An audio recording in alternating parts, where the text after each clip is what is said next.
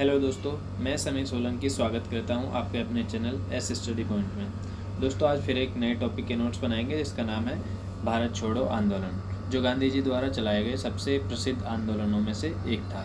आइए इसके बारे में बात करते हैं। तो इस क्रम में सबसे पहले हम जानेंगे कि आखिर भारत छोड़ो आंदोलन था क्या, कब इसकी शुरुआत हुई और कैसे इसका अंत हुआ। तो इसमें सबसे पहले हम हेडिंग डालेंगे भारत छोड़ो आंदोलन 8 अगस्त 1942। भारत छोड़ो आंदोलन गांधी जी द्वारा चलाया गया अब तक का सबसे भीषण आंदोलन था। यह एक ऐसा आंदोलन था जिसका लक्ष्य भारत से अंग्रेजों को भगाना था। 4 जुलाई 1942 को कांग्रेस की बैठक में वर्धा प्रस्ताव द्वारा गांधी जी को भारत छोड़ो आंदोलन करने के सारे अधिकार दे दिए गए और 8 अगस्त 1942 को यह आंदोलन शुरू हो गया। इसी आंदोलन में गांधी जी ने करो या मरो का नारा दिया था। इस आंदोलन का उद्देश्य अंग्रेजों को भारत से भगाना था। 1943 में जब सरकार ने भारतीयों को आश्वासन दिया कि वह जल्द ही भारतीयों के हाथ में सत्ता सौंपेंगे, तो गांधी जी ने 1943 में ही इस आंदोलन को समाप्त कर दिया था। भारत छोड़ो आंदोलन को जानने के बाद हम यह जानेंगे कि आखिर क्या कारण थे भारत छोड़ो आंदोलन शुरू करने के। तो इसमें सबसे पहले हम हेडिंग डालेंगे अगस्त प्रस्ताव, जो कि 8 अगस्त 1940 को लाया गया था। British governor general Lord Linlithgow ने अगस्त प्रस्ताव द्वारा कांग्रेस से शासन का सहयोग करने के लिए कहा, लेकिन कांग्रेस इस प्रस्ताव से असंतोष रही थी, तो इसने इसे अस्वीकार कर दिया। इस प्रस्ताव को अगस्त प्रस्ताव के नाम से जाना जाता है।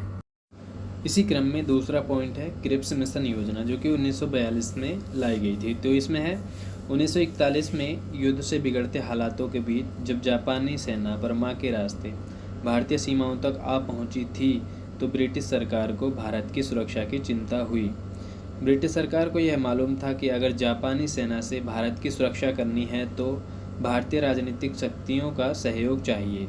इसी उद्देश्य से ब्रिटिश प्रधानमंत्री चर्चिल ने 1942 में सर स्टैफर्ड क्रिप्स को भारत भेजा। मई 1942 में क्रिप्स मिशन द्वारा अपनी योजना पेश की गई, जिसके 2 भाग थे, अंतरिम योजना और दीर्घकालीन योजना। इस योजना में यह भी कहा गया था कि युद्ध समाप्ति के बाद भारत को स्वतंत्र घोषित कर दिया जाएगा, लेकिन युद्ध होने तक भारतीय सुरक्षा विभाग ब्रिटिश शासन के कब्जे में रहेगा। इसलिए कांग्रेस और अन्य सभी भारतीय राजनीतिक दल इससे असंतुष्ट रहे और उन्होंने इसे अस्वीकार कर दिया। अभी हमने पिछली हेडिंग में देखा था कि क्रिप्स मिशन भारत भेजा गया और भारतीयों ने उसे ठुकरा दिया था, तो ये उसकी एक असफलता हुई। तो इसमें तीसरा पॉइंट है क्रिप्स मिशन की असफलता। क्रिप्स मिशन के एक साथ वापस लिए जाने पर और सर स्टैफर्ड क्रिप्स को अचानक इंग्लैंड वापस बुलाए जाने पर भारतीयों में घोर निराशा फैल गई और इस विचार ने जन्म लिया कि इंग्लैंड क्रिप्स मिशन के तहत युद्ध में अपने सहयोगी अमेरिका और चीन को खुश करना चाहता था। इसमें चौथा पॉइंट है बर्मा में भारतीयों के साथ हुआ दुर्व्यवहार। जापान ने जब बर्मा पर कब्जा कर लिया था, तो उसके बाद जो भारतीय शरणार्थी भारत वापस लौट रहे थे, उनके साथ अंग्रेजों ने दुर्व्यवहार किया था और भारतीयों और अंग्रेजों को भारत वापस लौटने के रास्ते भी अलग अलग दिए गए थे, जिससे भारतीय लोग अंग्रेजी शासन के और अधिक कट्टर विरोधी बन गए। इसी क्रम में अगला पॉइंट है बंगाल में शासन द्वारा किया गया अत्याचार। ब्रिटिश सरकार द्वारा बंगाल के लोगों के साथ दिन ब दिन अत्याचार किया जा रहा था। ब्रिटिश सरकार ने बंगाली किसानों की ज़मीनें हड़पनी शुरू कर दी थी और उनकी सैकड़ों उन नावों को क्षतिग्रस्त कर दिया था जिनसे हजारों परिवारों के पेट पलते थे। इसमें अगला पॉइंट है शासन में अविश्वास। 1942 के समय में आर्थिक संकट इतना बढ़ गया था कि लोगों का जीवन यापन करना भी कठिन हो गया था। इस समय वस्तुओं के दामों में तेज़ी से वृद्धि हो रही थी और लोगों की आमदनी घट रही थी, जैसा कि आज के समय में हो रहा है। तो ऐसी स्थिति में हर तरफ लोगों का शासन के प्रति अविश्वास का नज़रिया हो गया था और भारत की स्थिति शोचनीय एवं दयनीय हो गई थी, जिससे भारत छोड़ो आंदोलन को एक नई हवा मिली थी। इसमें 7वां और सबसे आखिरी पॉइंट है बाहरी आक्रमण का भय। चूँकि दूसरे विश्व युद्ध में जापान ने बर्मा, सिंगापुर और मलाया में अंग्रेज़ों को हराया था, तो इसी वजह से भारतीयों को अंग्रेजी सुरक्षा में विश्वास नहीं रहा था और भारतीय नेताओं का यह विचार था कि अंग्रेज उनकी सुरक्षा करने में असमर्थ हैं। लेकिन दूसरी तरफ वे ये भी सोचते थे कि यदि अंग्रेज शासक के रूप में भारत छोड़कर चले गए तो जापान भारत पर कब्जा कर लेगा और फिर हमें जापान की गुलामी करनी पड़ेगी। तो इस क्रम में हम आगे बात करेंगे भारत छोड़ो आंदोलन की असफलताओं के बारे में। वो क्या कारण थे जिनकी वजह से भारत छोड़ो आंदोलन असफल रहा। तो इसमें है कि भारत छोड़ो आंदोलन महात्मा गांधी द्वारा किए गए अब तक के आंदोलनों से कहीं ज़्यादा महान और भीषण था। यह आंदोलन आज़ादी के लिए किए गए प्रयासों में महानतम प्रयास था। चूँकि इस आंदोलन के तुरंत बाद सफलता ना मिल सकी, इसलिए इसे इसकी असफलता भी कहा जा सकता है।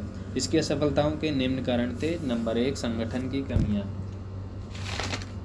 भारत छोड़ो आंदोलन एक जन आंदोलन था। इस प्रकार का आंदोलन करने से पहले संगठित नेताओं को व्यापक तैयारियां करनी पड़ती हैं और रणनीति बनानी पड़ती है, और इससे पहले कि सरकार उन्हें गिरफ्तार कर ले, उन्हें किसी अज्ञात स्थान पर जाकर छुप जाना चाहिए था और उस टाइम निकलना चाहिए था जिस टाइम आंदोलन शुरू हो जाए। लेकिन उन्होंने ऐसा नहीं किया और शासन ने उन्हें आंदोलन शुरू होते ही गिरफ्तार कर लिया, जिससे सामान्य आंदोलनकारियों का मनोबल टूट गया था। इसी क्रम में अगला पॉइंट है उच्च वर्गों की वफादारी। जिस समय यह आंदोलन संपूर्ण भारत में फैल रहा था, उस समय भारतीय नरेश, सेना, पुलिस और उच्च अधिकारी ब्रिटिश शासन की वफादारी कर रहे थे, जिससे शासन का कार्य बिना किसी रोक टोक के चलता रहा। इसमें अगला पॉइंट है शासन की शक्ति। इस आंदोलन की असफलताओं का एक कारण यह भी था कि आंदोलनकारियों के मुकाबले सरकार की शक्ति कई गुना थी। आंदोलनकारियों के पास ना तो अच्छे गुप्तचर की व्यवस्था थी और ना ही संदेश लाने ले जाने का कोई साधन था। इससे आगे हम बात करेंगे भारत छोड़ो आंदोलन के महत्व के बारे में, या भारत छोड़ो आंदोलन के बाद क्या क्रियाएं हुई थी। यद्यपि भारत छोड़ो आंदोलन अपने मूल लक्ष्य तक तो नहीं पहुंच सका, लेकिन इसने भारतीयों में एक ऐसी अपूर्व शक्ति पैदा की जिससे ब्रिटिश शासन को यह पता चल गया कि अब भारत पर ज़्यादा समय तक शासन नहीं किया जा सकेगा।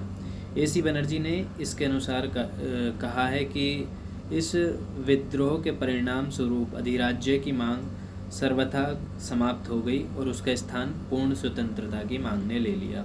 इस प्रकार यह निश्चित है कि भारत छोड़ो आंदोलन ने ही भारतीय स्वतंत्रता की पृष्ठभूमि तैयार की थी।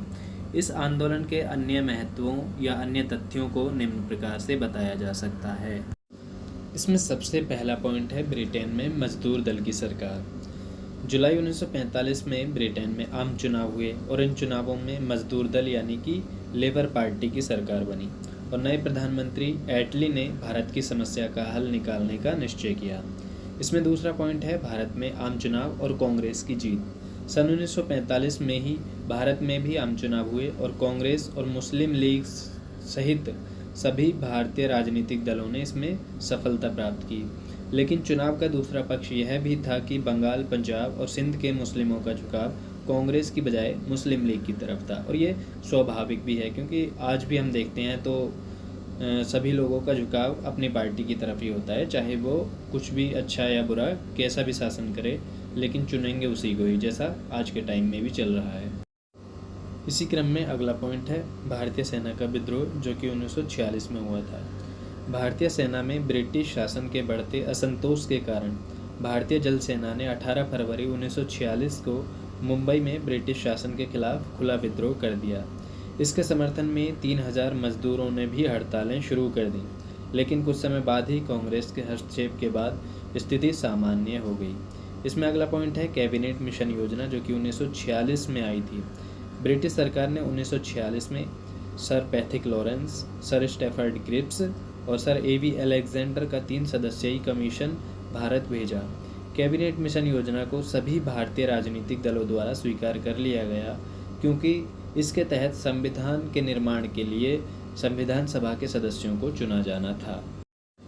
इसमें पांचवा पॉइंट है भारत में अंतरिम सरकार का निर्माण।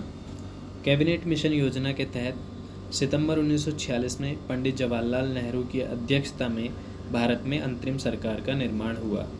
पहले तो मुस्लिम लीग ने इस योजना को स्वीकार कर लिया, लेकिन फिर कांग्रेस से मतभेद के कारण इसे अस्वीकार कर दिया। अक्टूबर 1946 में मुस्लिम लीग फिर से सरकार में शामिल हो गई। इस क्रम में सबसे आखिरी पॉइंट है माउंटबेटन योजना, जो कि 1947 में आई थी। चूँकि 1946 में भारत की अंतरिम सरकार बनने के बाद से ही मोहम्मद अली जिन्ना ने पाकिस्तान बनाने की मांग शुरू कर दी थी, तो इसमें है कि मार्च 1947 में लॉर्ड माउंटबेटन ने नए गवर्नर जनरल का पद संभाला और भारतीय नेताओं से बातचीत के बाद वे इस निष्कर्ष पर पहुंचे कि भारतीय समस्याओं का एकमात्र हल पाकिस्तान की स्थापना है। उन्होंने 3 जून 1947 को माउंटबेटन योजना प्रस्तावित की, जिसमें मुख्य रूप से 2 बातें थीं। पहली, 1947 में ही सत्ता भारतीयों को सौंपना, और दूसरी, भारत को 2 भागों में विभाजित करके पाकिस्तान की स्थापना करना। इस योजना को कांग्रेस और मुस्लिम लीग दोनों ही दलों ने स्वीकार कर लिया। तो इसी के साथ ख़त्म होता है हमारा आज का टॉपिक। अगले टॉपिक का इंतज़ार कीजिए। तब तक के लिए खुश रहिए, स्वस्थ रहिए और पढ़ते रहिए।